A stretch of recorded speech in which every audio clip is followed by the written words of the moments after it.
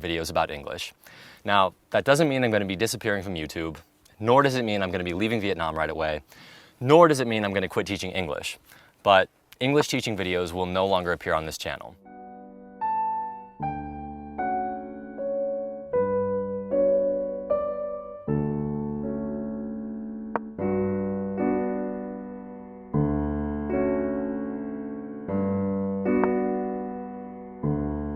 Now, I'm sure a lot of you are sitting there and asking, why? Basically, the answer is, I kind of feel like I've done what I wanted to do with this project of making videos teaching English to Vietnamese people.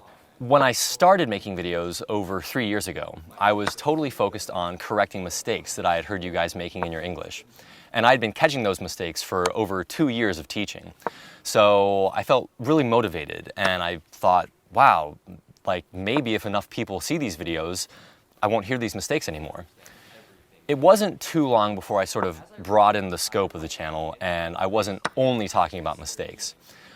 But I still kept a guiding principle in mind of giving you guys the English that you're not getting in your normal lessons.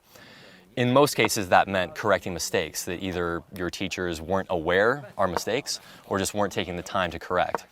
In some cases, it meant talking about funny or interesting cultural things that I felt like no one was telling you. In other cases, it meant talking about swearing or slang that maybe your teachers thought was inappropriate to talk about in the classroom. And in some other cases, it meant talking about mistakes that other teachers and centers were making.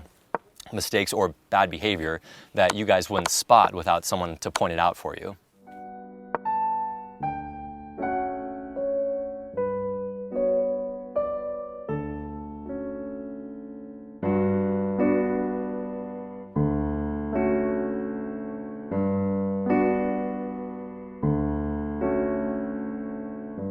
And now, after over 3 years of trying to give you guys the English that you're not normally getting, I feel like I've basically said what I wanted to say, and I've given you guys the things that I think you ought to know. And I do still have ideas. I've kept a list of all my ideas the whole time I've been making videos. And when I look at those ideas, I feel like, yeah, I could make that video, but I'm just not really that excited about those ideas. And I don't want to force myself to continue pumping out content that I'm not really very excited about. Because at the moment, when I look back on all of my old videos, I can look on them with a lot of pride. I think the content is good, I think the videos are entertaining, and I enjoyed working on them. And I'm afraid that if I continue making these English teaching videos for much longer, I'll get to a point where I won't look back on all of them with pride. I'll look back on the early ones with pride, but then the later ones I'll look on with, I don't know, disappointment, boredom, maybe even bitterness. I don't want that to happen, so that's why I think I should stop now. And I'm sure that for many of you, that's disappointing news.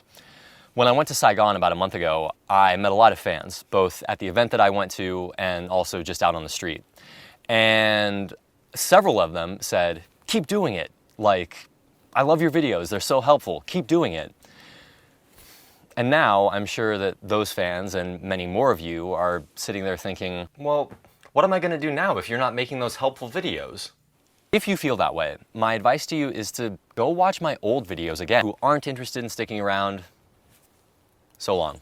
Dear Diary, today I got an A after studying for 2 hours. Seems like everyone else studied for like a week or something. If only